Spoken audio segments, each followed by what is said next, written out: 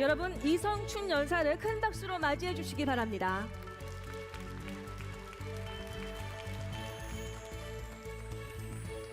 안녕하세요. 이성춘입니다.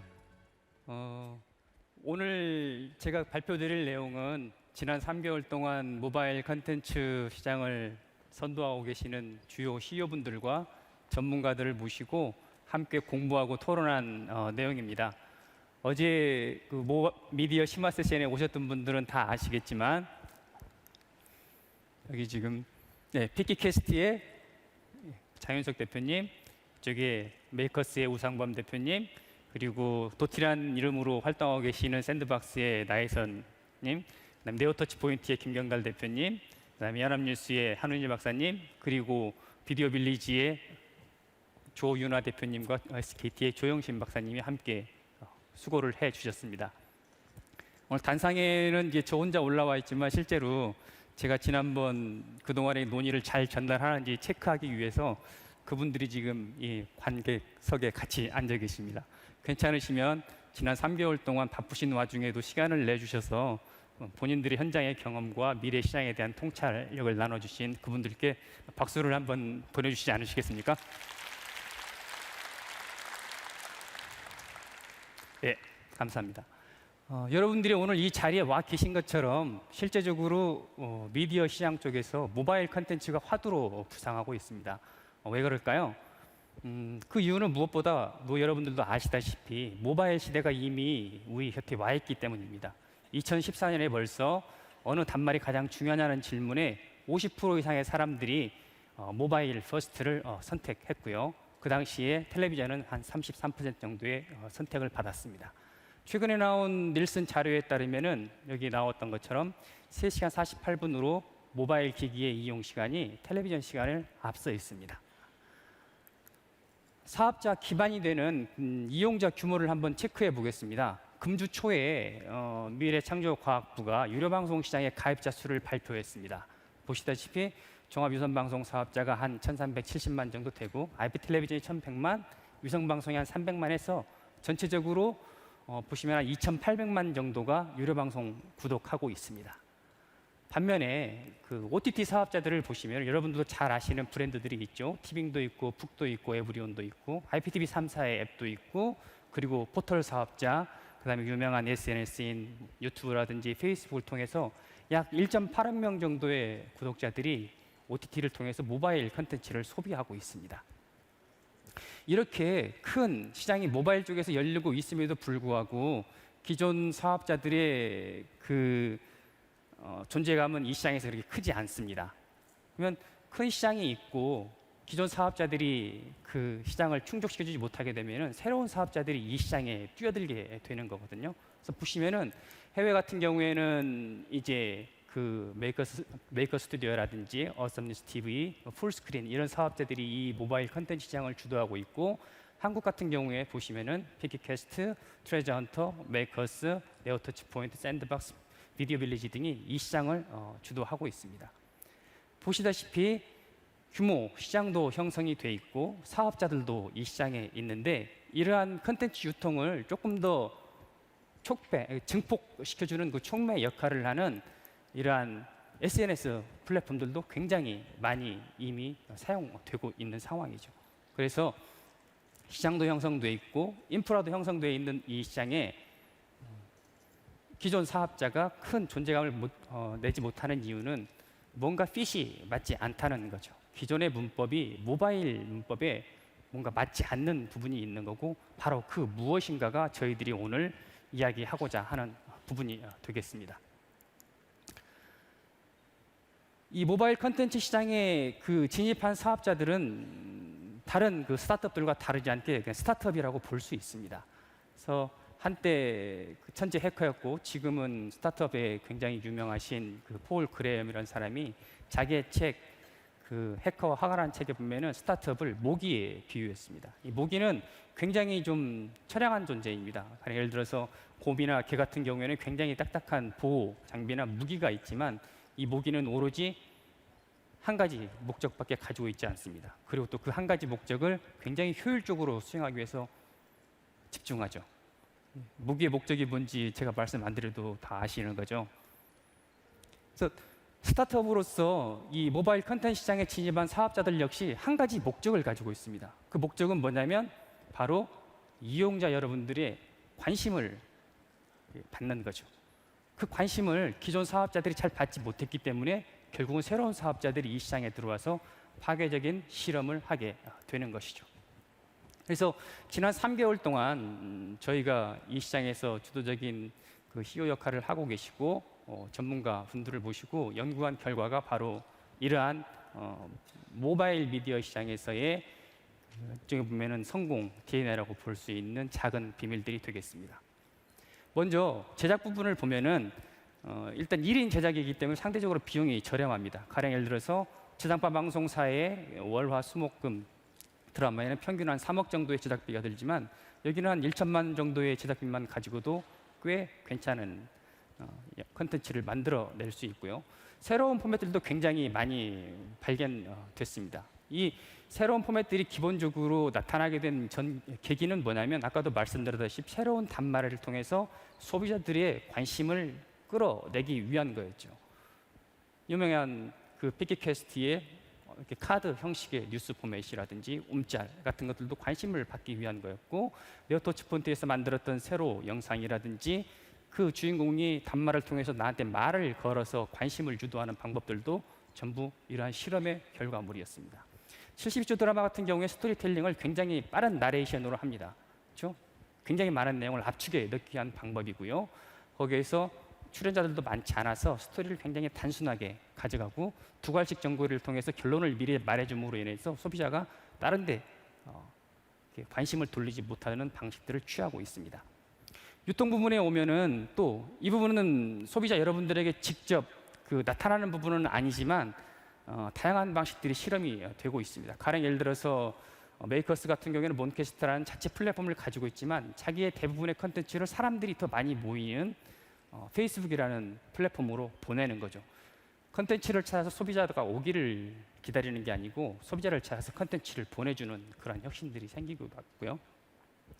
이쪽에 비디오 빌리지 같은 경우에는 하나의 브랜드를 론칭하기 위해서 홍보 캠페인을 하기 위해서 9개의 플랫폼에 24명의 크리에이터가 만나가지고 104개의 컨텐츠를 거의 융단 폭격식으로 뿌리고 있습니다.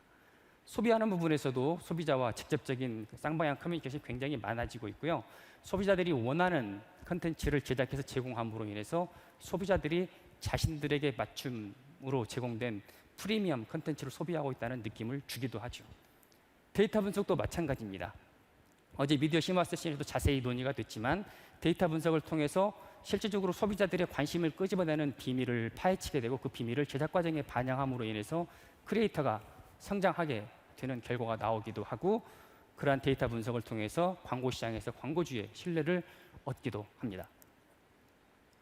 지금까지 이러한 모바일 컨텐츠 시장에서 이 컨텐츠 파워를 올리는 새로운 신규 사업자들의 여러 가지 실험 결과들을 소개해드렸는데요. 이러한 모바일 컨텐츠 시장에서 신규 사업자로 나타난 사람들의 매체력을 한번 보도록 하겠습니다. 보시면은 메이커스 같은 경우에 지금 거의 2,570만 정도의 소비자 접점을 가지고 있고, 피키캐스트가 한 1,300만, 트레저헌터가 1,171만, 비디오 빌리지 600만, 샌드박스가 500만 정도를 가지고 있습니다. 비교를 위해서 KT를 한번 보시죠. KT 같은 경우에 총 IP텔레비전 사업자하고 유성방송으로서 820만 정도밖에 가지고 있지 않습니다. 이 사업자들은 모바일 방송국이라고 해도 전혀 손색이 없을 만큼의 매체력과 컨텐츠 파워를 가지고 있습니다. 이러한 사업자들이 활동하는 어떤 비즈니스 모델을 한번 살펴볼 필요가 있는데요. 크게 5가지로 나눠질 수 있습니다. 매출을 공유하거나 PPL, 컨텐츠 판매, 브랜드 컨텐츠, 부가 사업 등인데요. 매출은 흔히 플랫폼 45대 55로 나누고 있고, 컨텐츠 판매를 위해서는 유튜브 레드라든지 아마존 비디오 디렉트 같은 그런 구매 시장이 형성되고 있습니다. 이쪽 브랜드 컨텐츠 쪽에 가게 되면은 잘 만드는 컨텐츠 파워와 매체력을 바탕으로 해서 이쪽 기존 사업자들의 마케팅 니즈가 결합되면서 이 시장도 굉장히 빠르게 성장을 하고 있는 상황인 거죠. 지금까지 이야기를 이제 쭉 벌렸는데 조금 더 정리를 해보면서 초점을 맞춰 가보도록 하겠습니다. 먼저 이 시장의 성과를 평가하는 방법은 당연히 매출이 될 텐데요. 기존의 매출을 계산하는 방식은 당연히 Q 곱하기 P입니다. 근데 이 모바일 시장에서는 이라는 인게이지먼트, 몰입이라는 변수를 하나 더 생각하셔야 됩니다. 그래서 전체적으로 놓고 보시면은 시장을 세분화해서 접근하기 때문에 P 측면에서는 불리합니다. 그렇지만 다수의 채널을 운영함으로 인해서 이 부분을 메꾸게 되는데요. 다수의 채널 같은 경우를 본다 그러면은 미국의 그 메이크 스튜디오 같은 경우에 거의 5만 5천 개의 채널을 유지하고 있고, 한국의 트레저 헌터 같은 경우에도 2천 개 이상의 채널을 목적으로 하고 있습니다. P 부분을 보시면은 모바일 광고 단가가 굉장히 적기 때문에 불리한 측면이 굉장히 많습니다. 그럼에도 불구하고 상대적으로 제작 단가가 낮은 부분이 이 부분을 상쇄해주는 효과가 생기고 있고요. 다음에 인게이지먼트 몰입 부분에 가게 되면은 여러 가지 부분들이 서로 트레이드 오프가 일어나게 되는데, 가령 예를 들어서 글로벌 진출을 해서 Q를 올리는 부분은 컬처럴 디스카운트, 즉 문화 할인하는 부분에서 큰 네거티브 좀 부정적인 영향이 있게 되는 거고요. 반면에 특정한 고객을 세그멘트를 굉장히 세분화시키기 때문에 그 세분화된 고객에 대한 취향을 저격하는 취향 저격형 컨텐츠를 제작할 수 있다는 것은 굉장히 긍정적인 요소가 되겠죠. 두 번째 부분으로 좀 시장의 성과를 조금 더 구체적으로 놓고 보면은 2015년 결과인데 보시다시피 별로 그렇게 만족스럽다고 말하기는 어렵습니다. 다시 한번 좀 비교를 위해서 쿠팡, 작년에 굉장히 대표적이었던 그 스타트업 기업하고 비교를 해보면은 소프트뱅크에서 거의 1조 원 이상의 그 투자를 받았지만 작년 한 경우에 그 5천억 정도의 매출 손실을 발생했습니다. 이 부분 어떻게 해석해야 될까요? 전략적인 투자입니다. 미래를 위한 투자인 거거든요. 지금 모바일 컨텐츠 시장에서 일어나고 있는 이러한 변화를 미래의 경쟁력을 확보하기 위한 투자, 아니면 미래의 성공 DNA를 발견하기 위한 투자라고 놓고 보고, 이러한 손실 부분이 잠재적으로 쿠팡의 사례처럼 후발 진입자가 시장에 들어왔을 때 진입장벽으로 작용할 수 있다고 보면은 이러한 작년도의 성과를 꼭 나쁘게만 해석할 수는 없다고 볼 수 있죠. 마지막 세 번째로 이 경제학적인 관점에서 굉장히 중요한 부분이고 미래의 전망에서도 핵심 부분이라고 저는 생각하는 부분인데, 어제 미디어 심화 세션에도 똑같은 질문이 나왔습니다. 모바일 컨텐츠 사업자 중에 상당 부분은 전후방 산업이나 연관 산업으로 진출을 하고 있습니다. 그래서 가령 예를 들어서 모바일 컨텐츠 사업자가 뷰티 산업의 어떤 새로운 브랜드를 론칭하는 것이 과연 미디어 산업이냐라는 질문이 어제 나왔었던 거거든요.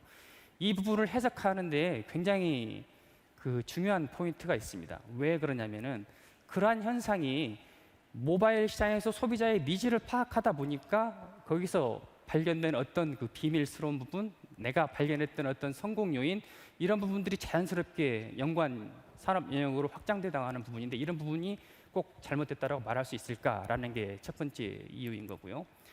좀 이 논의를 조금 더 확장시키기 위해서 우리가 매체라는 부분을 한번 보면은, 지금 모바일 컨텐츠는 대부분 스마트폰으로 소비를 하고 있지만 IoT 시대가 되면은 이게 모든 기기에 다 미디어 서비스가 들어가게 될 것입니다.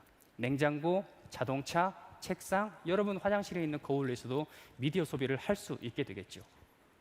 그리고 이게 홀로그램까지 가게 되면은 지금 제가 서 있는 공간 자체도 매체가 되는 거고, 이게 AR이나 VR 시대로 가면은 가상 공간까지 매체 역할을 할 수 있게 되는 겁니다.